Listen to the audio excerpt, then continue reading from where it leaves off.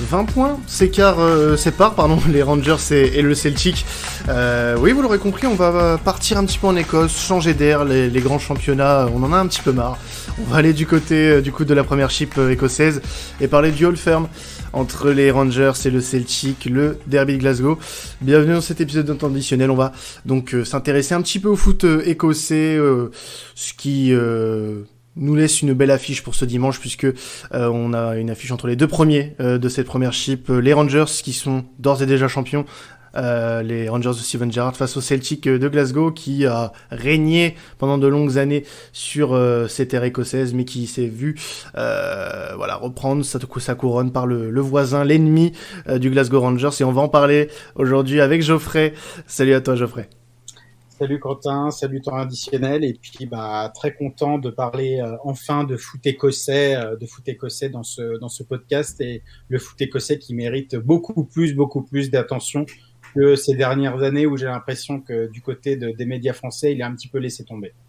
Oui, c'est vrai que sa représentation est de moins en moins visible, puisqu'on voit plus un seul match quasiment de championnat écossais ou de Coupe d'Écosse, alors qu'avant on en avait quand même un petit peu, mais bon, voilà, je pense que ça devrait peut-être revenir un petit peu, même surtout pour ces grosses affiches. Même si là, en soi, en termes d'enjeu, il y a pas grand-chose, puisque les deux équipes savent ce qui va se passer pour la fin de saison. Les Rangers sont déjà champions, donc bon. Mais après, voilà, je te rejoins tout à fait. Je pense que le foot écossais n'est pas assez représenté. Je pense que notre invité du jour, Valentin, supporter du Celtic et membre de la page Celtic France, ne dira pas le contraire. Salut à toi, Valentin. Bonjour tout le monde. Bienvenue à toi, Valentin, et puis merci à toi de nous partager ta passion déjà pour le Celtic, et puis de nous parler de cette rencontre. Alors juste un petit point histoire, on le fait pas souvent parce que on a l'habitude de parler de ces matchs-là, mais pas forcément de ces rencontres-là entre les Rangers et les Celtic et le Celtic, pardon. C'est un match historique en Europe malgré tout, même si le championnat écossais n'est pas le plus réputé au monde, ça reste tout de même une des très grosses affiches européennes. Qui a une très grosse histoire qui remonte à plus de 100 ans. Donc le Old Firm, que vous connaissez certainement, mais est-ce que vous connaissez un petit peu ses origines? Alors Geoffrey, je sais que t'en connais un petit peu là-dessus. Qu'est-ce que tu peux nous dire, toi, sur les origines du Old Firm? D'où démarre concrètement cette rivalité entre les deux équipes? Alors évidemment, ces deux clubs, on va dire, qui sont déjà très très très anciens. Les Rangers, ils ont été fondés en 1872, même si du côté des supporters du Celtic, on va dire qu'ils ont été de nouveau fondés en 2012. À partir de 2012. Je vais pas rentrer tout de suite dans les détails tout de suite, mais en tout cas, voilà, le club des Rangers est fondé en 1872 et le Celtic est fondé en 1887. Voilà, c'est ça. Et en fait, tout de suite, forcément, entre deux clubs de Glasgow, où évidemment la part évidemment du football est très importante en Écosse, et voulait tout de suite évidemment on va dire régner en tout cas sur ce pays. Et forcément déjà évidemment des communautés, on va dire, de supporters qui se sont affrontés par rapport à ça. Mais le terme vraiment de Old Firm, alors c'est pas non plus tout à fait clair, mais c'est surtout l'histoire qui ressemble le plus. C'est lors d'un match au début des années 1900, en fait, il y a les commentateurs à la radio écossaise. Il y en a un qui a surnommé, on va dire, ces deux équipes-là comme Two Old Firm Friends. Donc évidemment comme deux vieux, on va dire, amis proches. Sauf évidemment, le terme ami a tout de suite après disparu pour après d'autres questions, on va dire, un petit peu hors football. Et c'est surtout après lors de la finale. Ça, c'était un journaliste écossais qui m'avait raconté ça quand j'avais été vivre en Écosse. C'était lors de la finale de la Coupe d'Écosse en 1904. Sur le programme du match, il y avait aussi une bande dessinée qui racontait un petit peu les prémices du match, etc. entre les deux clubs. Donc les deux clubs s'affrontaient lors de cette finale. Et en fait, il y avait une bande dessinée où il y avait un mec qui tenait, on va dire, vous savez, les fameux sandwich boards, vous savez, quand il y a les prix affichés pour prendre un sandwich, une glace évidemment quelque part. Et en fait, il y avait marqué en gros le terme Old Firm, évidemment Rangers versus Celtic. Et en fait, à partir de là, cette appellation, donc c'est ce qui ressort le plus comme histoire, cette appellation en fait a traversé les âges, et Et maintenant voilà, c'est rentré complètement dans l'histoire, on va dire, de cette rivalité et du football écossais. Mais ça, c'est au niveau de l'appellation. Mais après, ce qui ressort surtout par rapport à ça, donc beaucoup moins évidemment au 21e siècle, mais où on l'a vu à travers, on va dire, tout le 20e siècle, et beaucoup plus, on va dire, à partir de 1970 jusqu'à la fin des années 90, bah, c'est la question, on va dire, des communautés, on va dire, sectaires, de religion qui ressortaient, on va dire, par rapport à ça. Voilà, le Celtic fondé par les Irlandais, évidemment très marqué par son côté, on va dire, catholique, et au niveau aussi, voilà, des gens qui représentent le club. Et au contraire, on va dire les Rangers, bah, très fondés sur l'autre, on va dire, religion, on va dire, la plus représentée au pays, donc qui est le protestantisme. Mhm. Évidemment, il y a aussi l'équivalent d'un côté, le Celtic, lui sera beaucoup plus, on va dire, patriotique, déjà par ses racines irlandaises, mais très ouvert, on va dire, très coté, on va dire, sur le côté écossais, donc très fier, on va dire, de l'Écosse, alors que du côté, on va dire, des Rangers, on est très fier, on va dire, d'appartenir au Royaume-Uni avec l'Angleterre, où voilà, il y a une plus grosse proximité avec, on va dire, avec les Anglais. Et forcément, bah, il y a encore plus après, la différence est beaucoup plus marquée par rapport à ça. Et bien sûr, après, l'après sportif on va dire le côté sportif a pris le dessus parce que ce sont les deux plus gros clubs du pays. Et bah, depuis, ça déchaîne les passions, même si voilà, le côté religion et le côté communautaire n'existe plus vraiment, on va dire, depuis 20-25 ans, même si c'est toujours évidemment très marqué au niveau historique. Alors, si on peut parler un petit peu d'ambiance, Valentin, là, tu pourras peut-être nous aiguiller un petit peu là-dessus. Moi, pour en avoir regardé certains, notamment sur ces dernières années, depuis que les Rangers sont remontés en première division, j'ai l'habitude de voir des matchs assez intéressants, et puis ce qui se passe autour aussi, l'engouement qu'il y a pour cette rencontre, il est assez incroyable pendant ces derbys-là. Bon, quand les supporters sont là, bien sûr, parce que là c'est un tout autre contexte, on l'aura bien deviné, mais quand les supporters sont là pour un Old Firm, ça fait du bruit. Il y a vraiment une très très grosse ambiance. On sent que la ville est complètement passionnée, que c'est un vrai fait de société en fait à Glasgow, cette rencontre-là. La première fois que je suis allé à Glasgow, c'était en fin 2016, décembre 2016. J'ai senti tout de suite que la tension était palpable en ville, en fait. Mm. C'était incroyable. Moi, j'ai pas été au stade. C'était à Rangers Celtic où Moussa Dembélé nous offre la victoire. J'étais là-bas à voir un match. J'ai été voir un match un peu avant. Tout de suite, tu sens que ça, je veux dire, la tension était palpable. J'étais en ville pendant le match et voilà, quand il y a eu des buts, tout ça, c'était incroyable. Je veux dire, ça criait d'un côté, d'un autre. C'était vraiment, vraiment incroyable. Alors ouais, c'est vrai que voilà, les ambiances, comme on l'a dit, voilà, c'est incroyable. Est-ce qu'on a vraiment, Geoffrey, de ce côté-là, une passion qui n'a rien à envier à d'autres affiches? Peut-être à l'international, on peut voir des Boca River avec des passions vraiment déchaînées. Peut-être aussi du côté Real Barça, où il y a des passions aussi qui peuvent être déchaînées. Est-ce que du côté du Old Firm, on a vraiment rien à envier côté ambiance à ces grosses affiches européennes, ou même mondiales, parce on a parlé de Boca River? Ah bah pour moi c'est clairement mondial et déjà moi au niveau on va dire d'un gros derby, déjà pour moi je l'associe déjà tout de suite on va dire à un match entre deux clubs évidemment de la même ville, et ce Old Firm là, cette rencontre Rangers contre Celtic fait partie pour moi à travers son histoire, à travers le fait que il n'y a pas que le côté football, il y a le côté évidemment société, religion, sectaire qui est très très très très très marqué. Il y a eu énormément, on va dire on va dire d'accidents, de faits divers par rapport à ça. Au-delà, il y a aussi le côté sportif, etc.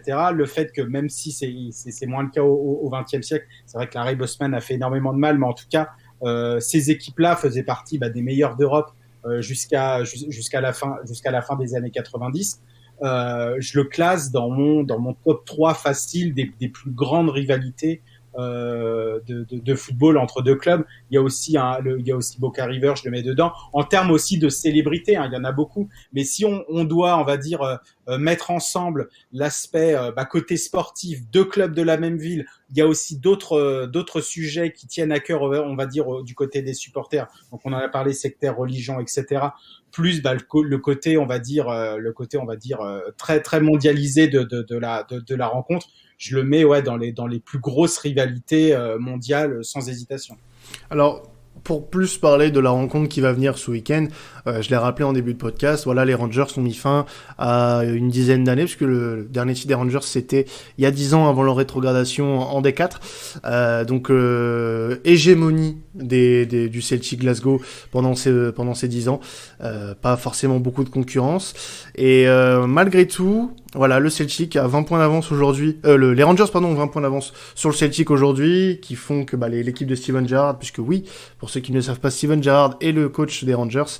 Voilà, il y a quand même un intérêt pour ce derby Glasgow. Alors difficile de s'en enthousiasmer, puisque voilà, si vous êtes un fan du Celtic, et je pense que Valentin c'est pareil, parce qu'il n'y a plus rien à jouer pour le Celtic cette saison, mais voilà, ça reste un derby très important, je pense, dans la vie d'un supporter et même pour les joueurs, même si c'est le 5e de la saison, comme on en a parlé en off, ça reste un match important, et même s'il est pas spécial en termes d'enjeu, il y a quand même voilà, une rivalité à entretenir et une culture du résultat aussi à entretenir, Valentin. Ouais, c'est ça. Là, il y a la fierté du club, la fierté des joueurs qui est en jeu. Simplement, il faut qu'on les fasse tomber parce que ils sont invaincus en championnat. Ils ont perdu dans les coupes, mais voilà, en championnat, ils sont toujours invaincus. Donc il y a notre fierté qui est en jeu là sur ce match-là. Donc j'espère qu'on va au moins en prendre un parce que voilà. Ça serait bien. Ouais, c'est vrai que ça serait bien d'en prendre un sur les 5 de cette saison.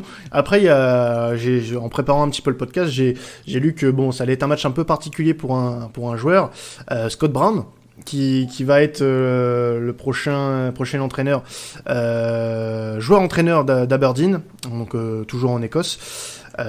C'est quelque chose à laquelle t'attaches beaucoup d'importance, le match de Scott Brown? Ouais, oui, bien sûr. Ça va être son dernier. Il est possédé pendant les matchs-là. Il entraîne l'équipe. Je pense qu'il va commencer puisque voilà, dernièrement, il commence les matchs. Donc là, ouais, il sera capitaine pour la dernière fois dans un derby. Voilà, il va transcender. Il va forcément amener toute son expérience aussi dans ces matchs-là aux autres. Et voilà, on sera ultra motivé. Voilà, j'espère qu'on va l'emporter. C'est un joueur légendaire du coup là qui va quitter le club, Geoffrey. Ah bah oui, carrément. Il est arrivé en 2007. Alors c'est un vrai mec des Hibs. Hein. Il est formé là-bas. Il a débuté là-bas avant d'arriver au Celtic. Mais ce joueur-là, si je devais le rapprocher, on va dire d'un autre joueur, on va dire qui parle à tout le monde, je dirais un petit peu Roy Keane. Alors évidemment, Roy Keane est beaucoup plus reconnu parce qu'il est Manchester United, etc. Mais en tout cas, au niveau de l'attitude, de l'attitude, on va dire, du joueur, de ce qu'a pu être Scott Brown sur le terrain, au niveau voilà du leadership qu'il peut avoir, il est absolument exceptionnel. Et forcément, oui, c'est un crève-cœur. Après, c'était logique dans le sens où on arrive à la fin et le fait aussi, voilà, le Celtic a une saison absolument épouvantable et qu'il fallait changer beaucoup de choses et c'est vrai qu'il fallait aussi passer par là. Mais voilà, ça va être vraiment une grosse page qui tourne pour le Celtic et puis pour Scott Brown qui forcément qui est attaché à ce club, qui a ce club finalement dans la peau alors qu'il n'y a pas été formé. Ça va être un petit peu lourd et c'est pour ça que ce dernier Old Firm là pour lui va être très important aussi oui pour le Celtic. Valentin on a très bien parlé, surtout que le Celtic les 4 premiers n'en ont pas remporté, donc voilà, il faut évidemment voilà les faire tomber comme tu l'as dit Valentin, parce que ils pourront égaler en tout cas sur le de manière plus récente l'invincibilité que le Celtic a eu lors de la saison 2016-2017. Je parle évidemment juste au niveau du championnat. Donc voilà, mais surtout oui, par rapport à Scott Brown, c'est forcément il y aura du côté, on va dire, des chaînes qui vont retransmettre la rencontre, il y aura une intention toute particulière par rapport à lui. parce que lui aussi, forcément, quand on parle, on va dire, du Hall Firm ces dernières années, même si forcément il y a eu un trou pendant les années 2010 avec la rétrogradation des Rangers, on pense aussi à Scott Brown et puis des hommes qui ont fait le Hall Firm, on va dire, ces dernières années. Donc voilà, il part pour un contrat de 2 ans après un entraîneur-joueur du côté d'Aberdeen, ce qui est très bien aussi pour lui, car Aberdeen, vraiment, on va dire que c'est la troisième force, qui est quand même très loin des deux autres, mais c'est la troisième force, on va dire, du football écossais. Mais oui, il y aura forcément, voilà, un petit crève-cœur quand il y aura le coup de sifflet final de nous dire que ça y est, on peut dire que voilà, l'aventure vraiment Scott Brown, même s'il y aura encore 3 matchs derrière, l'aventure Scott Brown au Celtic est vraiment terminée. Alors tu parlais des Rangers et de la rétrogradation qu'il y a eu au début des années 2010. Depuis, les Rangers ont entamé voilà, cette période de rédemption petit à petit jusqu'à atteindre le Saint Graal en Écosse et remporter ce titre. Et il y a un homme à qui on accorde beaucoup de crédit pour cette victoire, c'est Steven Gerrard. À quel point l'ancien joueur de Liverpool est entre guillemets responsable de cette dynamique cette saison, puisque on rappelle 20 points d'avance sur le Celtic et une très bonne impression en Europa League notamment avec ce 8e de finale perdu face au Slavia Prague, mais on a vu un très beau visage pour avoir vu quelques matchs du Celtic cette saison. On a vu un très beau visage des Rangers on a vu un très beau visage des Rangers cette saison. Ah bah carrément, c'est une saison un petit peu de rêve pour retrouver vraiment on va dire la première place, on va dire du football écossais. Steven Gerrard aussi, on peut parler aussi, évidemment aussi de Gary McAllister qui est là aussi depuis le début de l'aventure, qui était coéquipier de Steven Gerrard à Liverpool quand ils étaient on va dire du côté des joueurs. Il y a aussi un petit peu le board, il y a Ross Wilson qui est un directeur sportif très très connu, on va dire en Grande-Bretagne, qui avait déjà fait du très bon boulot du côté de Southampton. Mais si vraiment on veut axer surtout par rapport à Steven Gerrard, oui, en fait, il a été amené déjà pour commencer un petit peu déjà aussi sa carrière vraiment avec un club absolument mythique. Et en fait, il a fait passer un petit peu les paliers un à un aux Rangers pour déjà quand les Rangers ont été de retour en Premiership, on va dire retrouver déjà un certain standing et bien figurer lors des Old Firm, parce qu'évidemment ça reste toujours des matchs à part durant toute la saison. Et en fait, finalement, petit à petit, il s'est rapproché. Alors certes, évidemment, le Celtic dominait complètement sans concurrence le championnat, et c'était assez logique. Mais il s'est rapproché petit à petit. Il a passé plusieurs paliers, avoir aussi pas mal le coup d'œil aussi avec Ross Wilson au niveau du directeur sportif, pour évidemment acheter les bons joueurs qu'il fallait pour, on va dire, réduire ce gap. Et on sentait la saison dernière déjà, même si le Celtic a été champion, on sentait déjà que il y aura peut-être un mano à mano la saison prochaine qui va durer toute la saison. Bon, finalement, ça avait été le cas parce qu'il y a eu les déboires du Celtic. Mais voilà, il a eu en fait une mission en 3 temps, c'est-à-dire déjà de redonner de la dignité à ce club des Rangers qui était tombé quand même très bas, on va dire into administration, donc qui était relégué, on va dire, par rapport à ses moyens financiers, d'avoir cette dignité, d'avoir, on va dire, d'être deuxième, mais voilà, d'essayer, on va dire, de réduire ce gap avec le Celtic, et surtout à fin sa troisième vraiment tâche dans sa mission, c'est de reconquérir le titre. Et là, du coup, il en a une 4e, c'est vraiment de continuer ce qu'il a commencé. Et forcément, oui, quand on regarde la saison des Rangers, c'est tout le crédit, on va dire, lui revient, avec aussi son staff aussi qui l'aide énormément. Mais par rapport à tout ce qu'il a pu, on va dire, influer à ses joueurs et vraiment les mobiliser, on va dire ses choix tactiques aussi, avec cette instauration du 4-3-3, c'est le crédit vraiment. S'il y a un joueur, s'il y a un homme à ressortir du côté des Rangers cette saison, c'est pas forcément un joueur sur le terrain, c'est surtout Steven Gerrard. Ouais. Justement, en parlant d'un joueur, parce que moi c'est un des joueurs qui m'a le plus impressionné cette saison côté Rangers, et j'aimerais que tu me parles un petit peu de lui, c'est Alfredo Morelos, le buteur des Rangers, qui s'est révélé assez jeune de ce que j'ai lu sur lui, l'attaquant colombien, Moi, je le trouve très impressionnant pour son âge. Et honnêtement, je pense que c'est un joueur qui pourrait très facilement s'imposer dans un club de première ligue.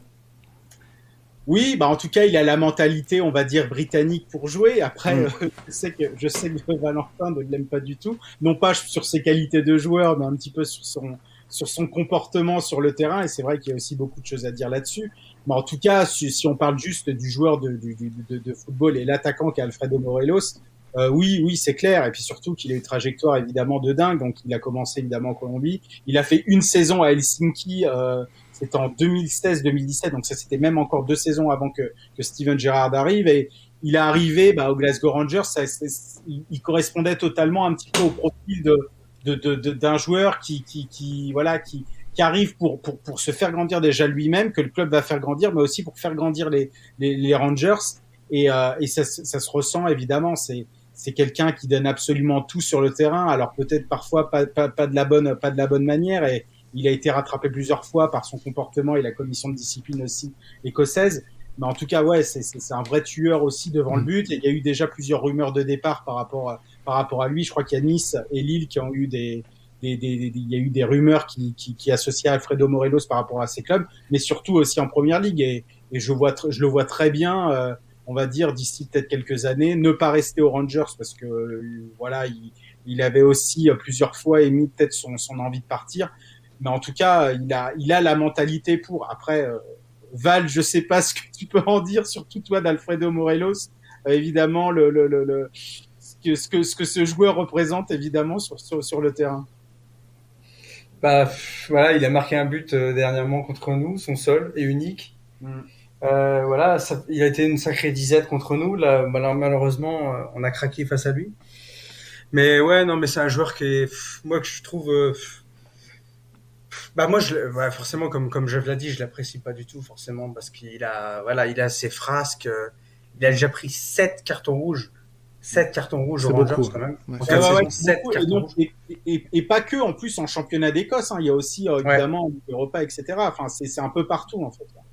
Il avait une habitude, c'est toujours de prendre rouge contre Aberdeen une saison. C'était incroyable, ça. Mais ouais, bah, moi, je suis pas fan du garçon, loin de là, forcément, vous pouvez vous en douter. Oui, bah forcément, s'il porte pas le bon maillot, on va dire, c'est ça. Voilà, c'est ça. Alors justement, Valentin, j'avais envie d'en savoir un petit peu plus. Enfin, je pense que les gens qui vont nous écouter ont peut-être pas forcément de connaissances au niveau du Celtic. Est-ce que tu peux nous donner des joueurs clés, alors de cette saison ou même des joueurs clés en général du côté du Celtic? Quels sont les joueurs qu'il va falloir surveiller ce dimanche? Les joueurs à surveiller, je pense qu'il y aura David Turnbull qui fait une saison qui est, on va dire, un peu notre point positif de cette saison qu'on a signé de Motherwell, donc l'été dernier. Donc voilà, on devait le recruter il y a 2 ans. Il s'est malheureusement blessé, il n'a pas passé la visite médicale. Ils lui ont détecté, on va dire, une lésion au genou qu'il n'a pas pu du tout jouer la saison dernière, il y a 2 ans avec Motherwell. On a attendu 1 an pour le recruter à nouveau. Et c'est notre forcément il est international espoir écossais. J'espère qu'il pourra prétendre à une place dans la sélection pour le prochain Euro. Ça va être notre 10 pour les années futures aussi, parce que forcément le Celtic va beaucoup bouger l'été prochain, parce que il y aura l'effectif va beaucoup bouger. Et lui, voilà, on va se baser beaucoup sur lui en 10. Et voilà, c'est le joueur à suivre. Il a une belle frappe de balle. Il peut tirer de très loin, tire aussi très bien les coups de pied arrêtés. C'est le joueur à suivre pour moi. Et toi, côté Celtic, Geoffrey, est-ce que tu as des joueurs aussi à nous conseiller de scruter avec attention? Ah bah il y en a plein qui peuvent faire mal parce que voilà, c'est difficile de ressortir, on va dire, du côté du Celtic un joueur vraiment. Du côté des Rangers, pardon. Oula, j'ai Le lapsus. Non, voilà. non, je vais pas te jeter la pierre, je l'ai fait tout à l'heure en parlant de Gerrard. Non, mais s'il y a un joueur vraiment que moi j'aime beaucoup, et on va plus évidemment aller sur le côté offensif parce que c'est là que la différence se fait, même si pour moi le joueur de la saison du côté des Rangers, c'est plus Gunnar Golson, le défenseur central qui a fait une saison absolument exceptionnelle. S'il y en a un que j'aime beaucoup, c'est Ryan Kent, l'ailier qui joue ailier, qui joue plus à gauche, qui fait aussi pas mal d'énormes de différences, qui est un très bon dribbleur, qui a le bon coup d'œil aussi, et qui est un des joueurs aussi les plus sollicités par Steven Gerrard, qui l'a connu à Liverpool quand il a entraîné les jeunes. Il l'a ramené aux Rangers, et c'est un joueur, on va dire, pétri de talent. Je ne sais pas s'il aura sa chance, en tout cas du côté de l'Angleterre. En tout cas, ça m'étonnerait. Par tout de suite, il faut dire aussi qu'il a déjà 24 ans. En tout cas, voilà, c'est un joueur très très très déstabilisant, qui n'hésite pas aussi à prendre sa chance de loin, et ça a pas mal souri aussi du côté des Rangers par rapport à ça. Donc, c'est difficile de ressortir vraiment un joueur, mais en tout cas sur le côté vraiment offensif, peut-être Ryan Kane qui éblouit aussi cette saison du côté des Rangers. Alors, il y a deux petites choses que je voulais voir avec vous, notamment avec toi, Valentin, avant qu'on passe au pari avec BetClick. C'est déjà comment vous avez vécu en tant que supporter du Celtic, de ton côté ou du côté de la communauté que tu as sur Twitter, cette saison qui a pu être difficile dans le sens où 20 points de retard sur le rival historique, ça a pas dû arriver très souvent, et du coup de voir cet écart assez monumental pour cette saison. Comment ça a été vécu, et quelles en sont les causes concrètement de ce retard actuel que vous avez sur les Rangers? En fait, la saison a été un échec complet parce que c'était une saison qui devait être historique pour le club, puisque on avait gagné les 9 derniers titres, on était en course pour gagner un 10e titre consécutif, chose qui n'a pas été faite en Écosse. Ouais, jamais. Donc, voilà. Ouais. Donc on avait l'ambition de réaliser et on pensait qu'on avait une avance par rapport aux Rangers, une avance aussi qu'on a démontré les 4 dernières années depuis qu'ils sont remontés, puisqu'on a gagné les 4 fois 4 triplés d'affilée. Ouais. Donc on pensait qu'on allait avoir la marge suffisante pour remporter le 10e titre d'affilée, et voilà, marquer l'histoire tout simplement du championnat et au pays. Donc voilà. Après, quelles sont les causes? Je pense que voilà, il y a beaucoup de joueurs qui n'ont pas été du tout à leur niveau. On a eu un problème de management évidemment cette saison. Neil Lennon est parti pour moi trop tard. On n'a pas réussi à faire des résultats. On a complètement manqué aussi la Ligue Europa. Ça n'a pas donné aussi confiance aux joueurs. On a perdu beaucoup trop de points au début de la saison. Voilà, les choses se sont accumulées, les mauvais résultats se sont accumulés. Le Covid aussi est passé par là, malheureusement. Mais voilà, c'est une saison qui a été complètement ratée pour plein de choses. Et voilà, on visait le 10e titre, malheureusement. Voilà, Ça sera on a tiré un trait dessus. Ouais, ça sera pas le cas. Et j'avais juste une dernière chose à parler, puisque c'est l'une des actus qui est sortie, et puis ça tombe bien que ce match tombe en ce moment. Dans ce contexte de Super League, on a aussi parlé, juste après que le projet ait échoué, d'intégrer le Celtic et les Rangers dans la Première Ligue, tout simplement, d'intégrer les deux clubs de Glasgow en Première Ligue. Toi, de ton point de vue, Geoffrey, qu'est-ce que t'en penses? Est-ce que c'est déjà quelque chose de faisable, puisqu'on sait qu'il y a des clubs gallois qui jouent dans les championnats anglais, mais est-ce que ce serait réellement bénéfique de faire jouer les deux clubs de Glasgow? Déjà, alors je pense que pour le championnat anglais ça le serait, mais ça appauvrirait très certainement le championnat écossais pour le coup. Après, moi je sais que moi je suis un traditionnaliste, et je veux pas de ce serpent de mer, parce que là c'est ressorti, ça a profité de la Super League pour ressortir, mais c'est déjà un vieux serpent de mer qui existe depuis, on va dire, 15-10 ans du côté de l'Écosse. Et on parlait même aussi à un moment d'une ligue, on va dire Celtic, qui regroupait évidemment tous ces clubs-là. Après, c'est sûr que déjà, on peut avoir aussi de lecture par rapport au championnat écossais. C'est évidemment se passionner vraiment que pour les Rangers et le Celtic. Et c'est tout, et de dire on attend à chaque fois qui en tout cas des deux va devenir champion, et puis voilà. Mais quand on regarde vraiment le championnat écossais, c'est vrai qu'il y a une énorme marge. En fait, il y a un énorme gap entre les deux clubs de Glasgow, mais ça a toujours été les Rangers ont réduit ça, on va dire, dernièrement, quand ils sont vraiment revenus. Mais il y a toujours une énorme marge entre les deux clubs de Glasgow et le reste. Alors certes, il y a eu Aberdeen pendant un temps, dans les années 80, quand il y avait Alex Ferguson avant d'arriver à Manchester United. Mais c'est toujours ça ce qu'on fait, on va dire le gros reproche au championnat écossais, c'est qu'il y a pas de suspense. En gros, on attend les Old Firm pour savoir qui va prendre l'avantage et qui va devenir champion. Je caricature, hein, mais c'est un peu ça. Après, le championnat écossais est quand même à part. Alors certes, il y a ce côté évidemment britannique avec les supporters, etc. Mais je trouve qu'il y a une autre, voilà, il y a un autre, on va dire, il y a un autre aspect, on va dire aussi du supporterisme et du côté du football du championnat écossais. C'est difficile un petit peu à traduire par des mots, mais qui est propre, on va dire, à l'Écosse. Et si on enlève, on va dire, les deux géants de Glasgow pour les mettre en première ligue, en fait, le championnat, on va dire, écossais n'aura plus grand intérêt. Et je sais même pas aussi si, alors après, à part, on va dire, les supporters, évidemment, les supporters de Ross County, les supporters d'Aberdeen, etc., qui vont toujours suivre leur équipe, mais ça desservirait aussi pour moi complètement le championnat d'Écossais, qui déjà n'a plus vraiment trop d'audience, on va dire, déjà au niveau européen. Tandis que là, si on enlève les deux géants de Glasgow, n'existera plus vraiment. Donc c'est très compliqué. Après, pour le championnat gallois, il y a aussi un championnat gallois, mais qui est pas du tout médiatisé, on va dire, au côté européen, et qui ont vraiment, on va dire, évoqué vraiment au Royaume-Uni. Mais après, voilà, je trouve que ça reste quand même très difficile à mettre en place, parce que voilà, la première ligue est aussi, on va dire, un gros poisson qui a ses propres règles.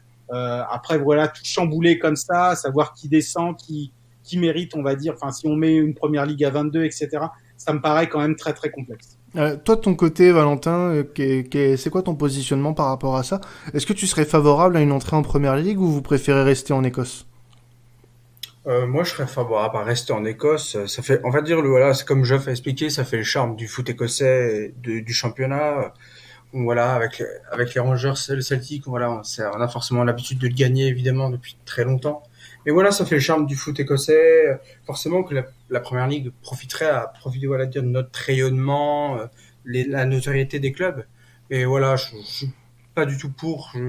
Après, forcément, ça revient toujours dans les discussions. Bah là, en plus, avec la Super League, c'est forcément un sujet qui est revenu sur le tapis. Mais bon, je pense que ce projet-là, on peut émettre les mêmes arguments que pour la Super League. Ça aurait des intérêts pour les équipes concernées, mais pour les équipes qu'on va laisser sur le carreau, ça va pas leur servir beaucoup. Donc voilà, moi je pense que ce projet ne doit pas voir le jour. Faut rester, comme l'a dit Geoffrey, assez dans la tradition.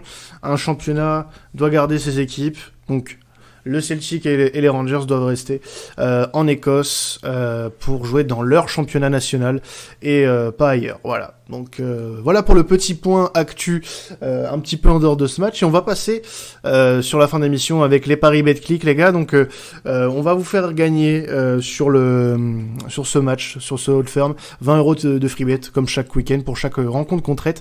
Vous aurez le concours sur Twitter le jour du match, donc vous inquiétez pas.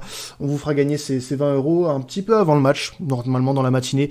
Et pour profiter de ces free bets, si vous n'avez pas de compte Betclic, n'hésitez pas à vous inscrire sur le site avec le code promo traditionnel. Vous pouvez faire un petit pari sympathique de 100 € qui vous sera remboursé quoi qu'il arrive. Si jamais tout simplement vous faites fausse route, mais pour pas faire fausse route, je vous conseille de nous écouter. Voilà, on a fait gagner pas mal de gens. Après, je sais pas si les gens nous ont suivis, mais en tout cas, parfois on a le nez creux pour certaines choses. Alors, notamment un certain Imad que je salue, qui est dans l'équipe temps additionnel. Alors du coup, vous avez tous les deux misé sur une victoire du Celtic. Geoffrey et Valentin, cote à 2,52. Geoffrey, je vais te laisser d'abord dire pourquoi, selon toi, le Celtic va l'emporter. Le Celtic doit déjà un petit peu laver l'affront des quatre, on va dire. Alors c'est pas 4 défaites, mais en tout cas, on en a remporté quand même aucun. Il y en a eu 5. Alors c'est vrai que les deux équipes se rencontrent déjà minimum, on va dire 4 fois, 3 fois lors de la phase régulière et une fois, on va dire, lors de la dernière quand le championnat et quand, en tout cas, quand le tableau est coupé en deux à la 33e journée. Mais voilà, voir le Celtic quand même dans cette saison noire, on va dire pas vainqueur en tout cas contre les Rangers, et surtout on a l'impression que limite que je l'ai surtout ressenti lors de la Scottish Cup là dernièrement, que en fait il y avait limite ce petit sentiment d'infériorité limite dans cette saison lors de ces confrontations là, et je me suis dit mince, mais qu'est-ce qui se passe? alors que il y a quand même de l'enjeu sur ce match. Alors plus du tout au niveau du classement, les places sont figées évidemment pour eux, mais voilà le fait déjà de gagner pour le Celtic le premier All-First et finir la saison, voilà on va dire avec un petit demi-sourire, mais surtout de faire tomber les Rangers parce que si on va dire si le Celtic ne s'impose pas, moi je pense qu'après voilà il reste plus que 3 matchs et les Rangers vont aller au bout pour finir invaincus quoi. Donc, Alors, il y a, il y le a, Celtic gagne. ouais, Pour eux. faut que le Celtic gagne, bien sûr. Ouais. Ne serait-ce que pour l'honneur. Je pense que Voilà. c'est important. Et du coup, toi aussi de ton côté, Valentin, tu es favorable, bien évidemment, à une victoire du Celtic, mais tu penses quand même, voilà, que le Celtic a de quoi s'imposer ce dimanche. Oui, oui, oui, je pense avec notre effectif, ça serait gâché de ne pas au moins remporter un derby.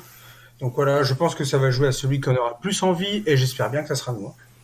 Bah écoute, on l'espère pour vous aussi, même si on espère aussi les mêmes choses pour les supporters des Rangers qui nous écouteraient.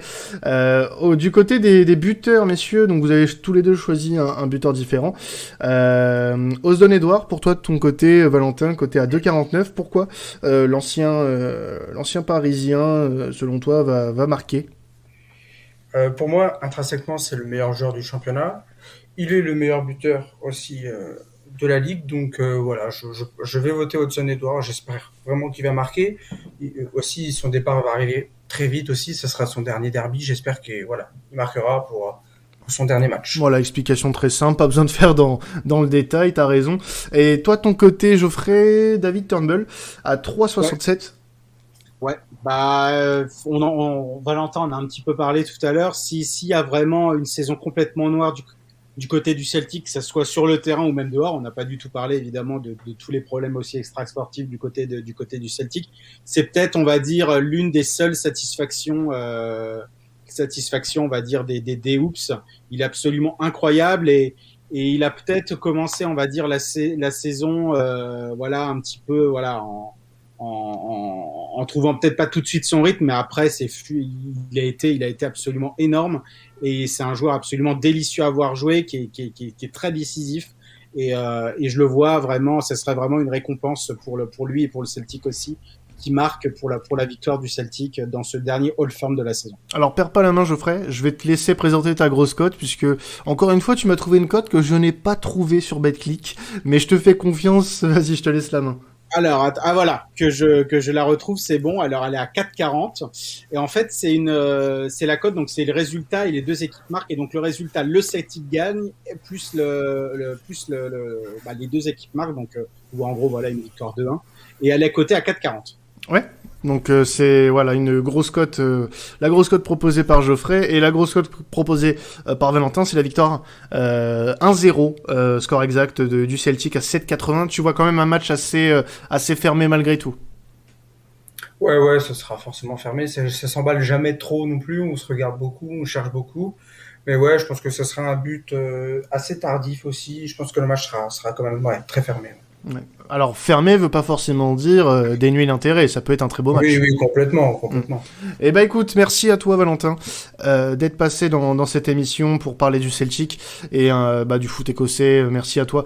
On aura très certainement le plaisir de t'accueillir à nouveau d'ici la saison prochaine. Donc merci à toi, on peut te retrouver sur Celtic France, hein, la page Twitter. Donc on mettra bien sûr la direction vers ta page pour que les auditeurs puissent venir te suivre, parler de l'actu de ton club. En tout cas, merci à toi et merci à toi Geoffrey.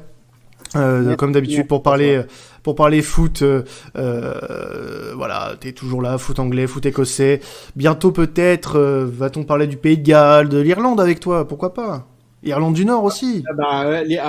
Alors ça c'est des championnats évidemment. Évidemment, je m'intéresse beaucoup. Là, ça va être beaucoup plus évidemment de la recherche par rapport à tout ça. Mais en tout cas, oui, c'est le foot, on va dire, voilà. Du côté, quand je vais dire britannique, je vais pas du tout évidemment inclure l'Irlande parce que je vais pas dire que les Irlandais sont britanniques, c'est pas du tout ça. Mais voilà, ce côté, voilà, comme tu le sais, ce côté foot britannique et irlandais aussi d'une certaine manière me fascine et c'est pour ça qu'on me retrouve assez souvent finalement. Oui, bah voilà, tu es l'homme tout trouvé pour ce genre de rencontre. Bah écoutez, merci à vous de nous avoir suivis. En tout cas, j'espère que ce petit changement côté affiche vous a un peu plu. Voilà, c'est des affiches qui sortent un petit peu de l'ordinaire, mais bon, c'est une affiche assez importante en Europe et j'espère que ça vous aura intéressé, que vous allez suivre le match avec attention dimanche 13h entre le Glasgow Rangers et le Celtic Glasgow. En tout cas, vous pouvez nous retrouver d'ailleurs avec Geoffrey sur l'autre podcast de la semaine qui est sur Liverpool-Manchester United. D'ailleurs, c'est dans l'autre sens. Manchester United-Liverpool.